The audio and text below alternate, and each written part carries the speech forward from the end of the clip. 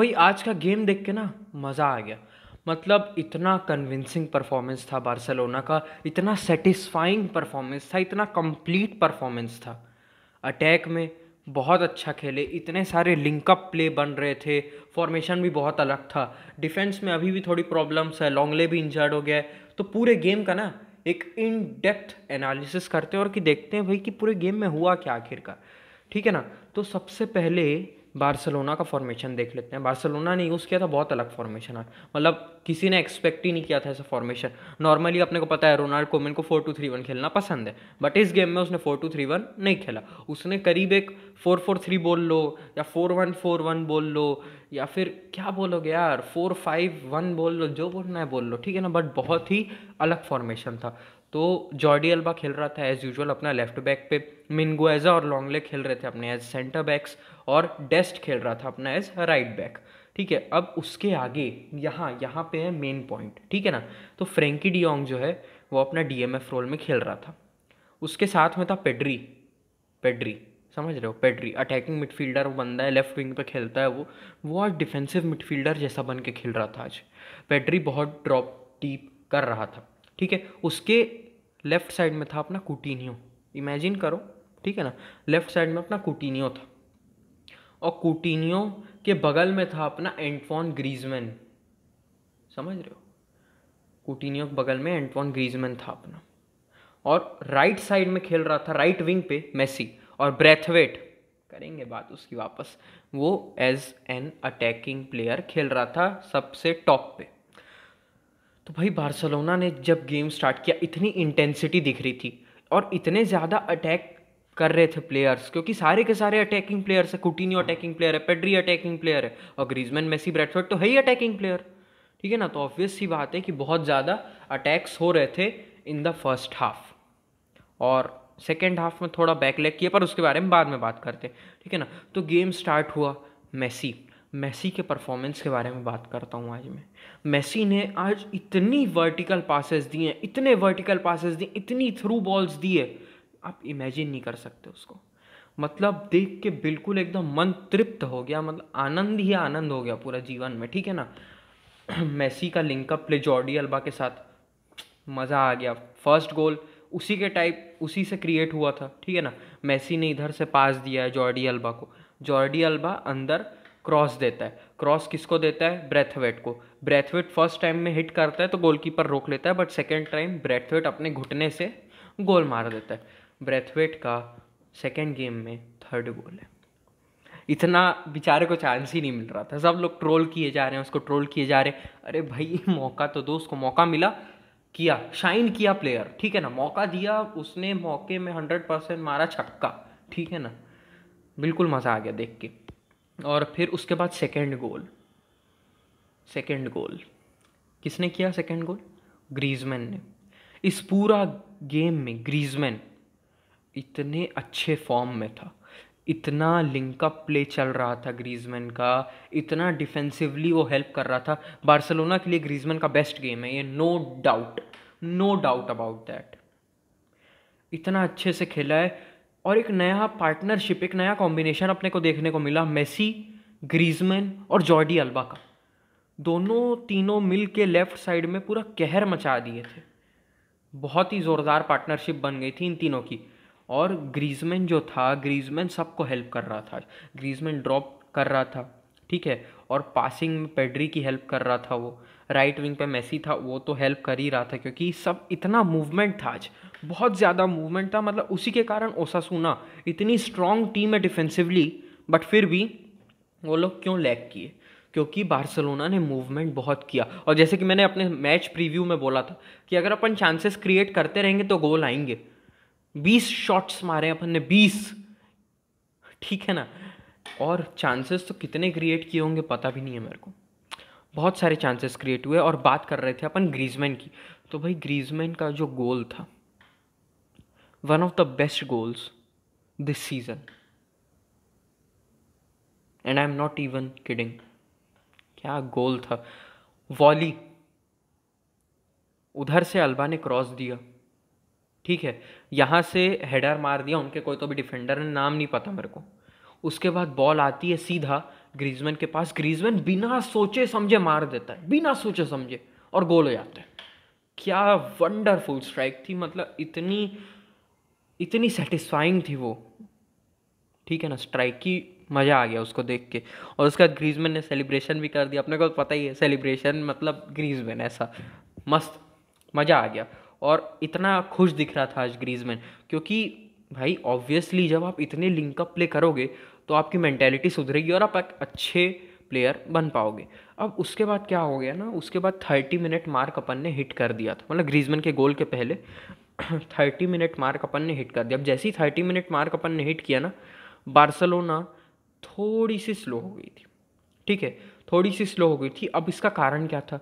इसका कारण ये था कि वो लोगों ने 5 एट द बैक, जैसे कि मैंने प्रीव्यू में बोला था, वो लोग 5 एट द बैक यूज़ करेंगे। वो लोग पहले 4-4-2 खेल रहे थे, उसके बाद उन लोगों ने 5-3-2 खेलना शुरू कर दिया।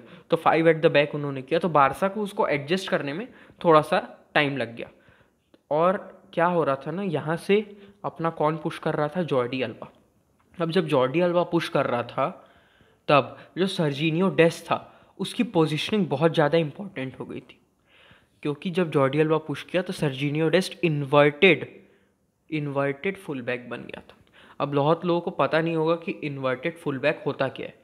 तो इन्वर्टेड फुल बैक का मतलब ये होता है कि भाई जब कोई फुल बैक मिडफील्ड में आके खेलने लगता है बार बार, तो उसको अपन इन्वर्टेड फुल बैक बोल देते हैं, ठीक है।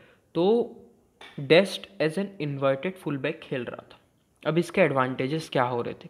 इसके एडवांटेज ये हो रहे थे कि एक तो वो काउंटर अटैक्स को रोक पा रहा था, क्योंकि उनके 2 प्लेयर हमेशा आगे रह रहे थे काउंटर अटैक करने के लिए। तो डेस्ट ने काफ़ी हेल्प की, डेस्ट रन्स भी बना रहा था बहुत सारे, और जैसा कि मैंने बोला था कि डेस्ट सब्स्टिट्यूट होगा, और वो हुआ भी, ठीक है। तो ऐसे ही चला, फिर ग्रीजमैन का गोल हुआ, फिर हाफ ख़त्म हो गया। अब जब सेकेंड हाफ में अपन आए ना, तो सेकेंड हाफ में ओसासुना अटैक कर रहे थे, वो लोग कम बैक कर रहे थे, क्योंकि उनको पता है और अपने को भी पता है कि बार्सिलोना जैसे ऐसे हाफ टाइम के बाद गेम स्टार्ट होते ही ऐसे टाइम्स बहुत फ्रेजाइल हो जाती है और बार्सिलोना को ब्रेक करना इजी हो जाता है। और उन्होंने कभी कभी ब्रेक किया भी बार्सिलोना को। अब यहाँ पे मैं आ जाता हूँ बार्सिलोना के डिफेंसिव परफॉर्मेंस के ऊपर। तो बार्सिलोना का डिफेंसिव परफॉर्मेंस, मैं कह रहा हूँ कि आज लकी थे बार्सिलोना। डिफेंसिव परफॉर्मेंस अच्छा था, स्ट्रॉन्ग था, ऐसा नहीं बोल रहा हूँ मैं, बट बहुत सारी मिस्टेक्स भी की थी अपन लोगों ने। उन लोगों ने 5 शॉट मारे हैं टारगेट पे, एक उनका ऑफसाइड हो गया इसलिए गोल रुक गया, ठीक है। अब सेकंड में क्या हुआ? मिन्गुएज़ा वैसे तो बहुत बहुत इतना अच्छा परफॉर्मेंस दिया है उसने, बट अभी भी उसको इम्प्रूव करना है। वही चीज़ रोनाल्ड कोमन ने भी बोली मैच के इंटरव्यू के बाद, ठीक है ना, कि उसको कहीं कहीं इम्प्रूव करना है। क्योंकि अगर आप मैच देखोगे तो उसने एक पॉइंट पे सीधा सीधा ओसासुना के एक अटैकर को बॉल दे दी थी, डायरेक्ट पास कर दिया था। अब वो तो अच्छा है, वो बेवकूफ़ निकला और वो स्कोर नहीं कर पाया बट ऐसा रिस्क नहीं ले सकते ना अपन, ऐसा रिस्क नहीं ले सकते अपन। और बहुत सी जगह है जहाँ पे अभी उसको इम्प्रूव करना है, बट वो एक बहुत स्ट्रॉन्ग प्लेयर है, बहुत ज़्यादा स्ट्रॉन्ग प्लेयर है, काफ़ी अटैकिंग डिफेंडर है वो, मतलब वो बहुत ज़्यादा पुश कर देता है हाई। और एक बार उसको नटमैग भी किया गया, उसके कारण वो पीछे भी छूटा, बट जॉर्डी अल्बा ने कवर कर लिया। हाँ, तो जॉर्डी अल्बा की बात करते हुए क्या परफॉर्मेंस था जॉर्डी अल्बा का। जैसे कि मैंने पहले ही बताया, लिंकअप प्ले उसका काफ़ी अच्छा था और वो पूरे गेम में इधर से उधर भाग रहा था। 90 मिनट तक उसकी एनर्जी बिल्कुल भी ख़त्म नहीं हुई, ठीक है। बट एक बुरी चीज़ हो गई, वो था लॉन्गले इंजर्ड हो गया। अब क्या हुआ, टैकल तो नहीं था, एक एरियल बॉल आई, हिट करने का ट्राई किया, ओसासुना का प्लेयर और लॉन्गले दोनों नीचे गिरे। अब ओसासुना का प्लेयर का पैर जो है वो लॉन्गले के प्लेयर के पैर में फंस गया, ठीक है ना। समझ नहीं आ रहा है आपको? मैच देखो कैसे हुई इंजरी। तो लॉन्गले का एंकल जो है ना पूरा ट्विस्ट हो गया। तो भाई अब लॉन्गले भी अपना इंजर्ड है, पीके तो इंजर्ड है ही, अराउहो भी इंजर्ड है, और मतलब उमटीटी भी इंजर्ड है, बट अराउहो भी वापस आएगा। तो नेक्स्ट गेम में फेरेन कवारोश के अगेंस्ट, जब भी ये 3-4 पता नहीं कब है, ठीक है ना, तो उस गेम में अराउहो और मिन्गुएज़ा की पॉसिबिलिटी है स्टार्ट करने की, और बहुत इंटरेस्टिंग होगा कि वो लोग स्टार्ट कैसे करते हैं। हाँ, तो सेकंड हाफ में ओसासुना काफ़ी अटैक कर रही थी, बट अपन लकी थे और अपन ने उस अटैक को रोक लिया और फिर अपन ने वापस अटैक करना स्टार्ट कर दिया, वापस गेम को डोमिनेट करना अपन लोगों ने स्टार्ट कर दिया। अब यहाँ पे फिर से ग्रीजमैन का रोल आ जाता है, ठीक है, और मेसी का भी रोल आ जाता है और ब्रैथवेट का भी रोल आ जाता है। तो क्या हुआ, मेसी ने ही दिया था शायद, है ना, मेसी ने ब्रैथवेट को बॉल दिया, ब्रैथवेट हालांकि कंट्रोल नहीं कर पाया, डिफ्लेक्शन हुआ, ओसासुना के डिफेंडर से बॉल डायरेक्ट गई ग्रीजमैन के साथ। ग्रीजमैन लेफ्ट हैंड साइड पे अकेला खड़ा है, चाहता तो शूट कर सकता था, ग्रीजमैन ने कुटिनियो को बॉल दे दी, कुटिनियो ने गोल मार दिया, दोनों काफ़ी खुश लग रहे थे, ऑब्वियस सी बात है। अब उसके बाद क्या हुआ, सब्सटीट्यूशन आ गए, 3-3 सब्सटीट्यूशन आए। जूनियर फर्पो आ गया सर्जिनियो डेस्ट की जगह पे, कुटिनियो की जगह पे अपना कौन आया था यार, कुटिनियो की जगह पे हाँ डेम्बेले आ गया, और फिर पेड्री की जगह पे सर्जियो बुस्केट्स आ गया, और फिर ट्रिनकाओ भी आ गया था अंदर ब्रैथवेट की जगह पे। तो काफ़ी इंटरेस्टिंग चेंजेस थे। बुस्केट्स स्टार्टिंग में ऐसा लग रहा था कि नहीं यार क्यों किया है decision, but overall game Busquets अच्छा खेला, एक दो मिस्टेक्स थी बट बाकी अपने पुराने थोड़े फॉर्म में दिख रहा था और ड्रैग बैक कर रहा था और थोड़ा रैटलू या जो भी बोलता है ऐसे गोल गोल घूम रहा था पूरा, अच्छा खेला बुस्केट्स ओवरऑल। अब बात करते हैं इम्पॉर्टेंट पॉइंट की, मेसी का गोल देखा? नहीं देखा तो यहाँ क्या कर रहे हो, जाओ देख के आओ यार। Wonderful goal outside the box, 2 से 3 प्लेयरों को चखाया, उनको बनाया बेवकूफ़, और फिर 2-3 प्लेयर आगे खड़े हैं बट मेसी है भाई। मेसी ने outside the box left side से सीधा राइट कॉर्नर पे शॉट मारा और उसके बाद सेलिब्रेट किया। अंदर पुराना मैराडोना का शर्ट पहना था, जर्सी पहनी थी, न्यू वेल ओल्ड बॉयज़ की जर्सी पहनी थी, मैराडोना को ट्रिब्यूट दिया। मज़ा आ गया यार देख के, मतलब बहुत अच्छा लगा यार देख के एकदम। मतलब मेसी भी बहुत बहुत क्रिटिसाइज़ कर रहे थे ना लोग, हैं बहुत क्रिटिसाइज़ कर रहे थे, but Messi is Messi, we all know that he is the best player to have ever graced the game. Messi ने वापस शो किया कि वो कितना अच्छा प्लेयर है और मेसी का इंपॉर्टेंस इस गेम में बहुत ही अच्छा था। मैंने पहले भी बोला मेसी काफ़ी सारी थ्रू बॉल्स दे रहा था, काफ़ी मज़ा आया उसको देख के, और मेसी और ट्रिनकाओ का कॉम्बिनेशन भी ना बहुत अच्छा लग रहा था। ट्रिनकाओ जैसे ही आया, ट्रिनकाओ आज उस दिन से बहुत अच्छा खेल रहा था। ट्रिनकाओ अकेला पूरा राइट हैंड साइड को संभाल के रखा था। ट्रिनकाओ एक असिस्ट भी किया बट ऑफसाइड हो गया था, कोई बात नहीं, कोई दिक्कत नहीं है।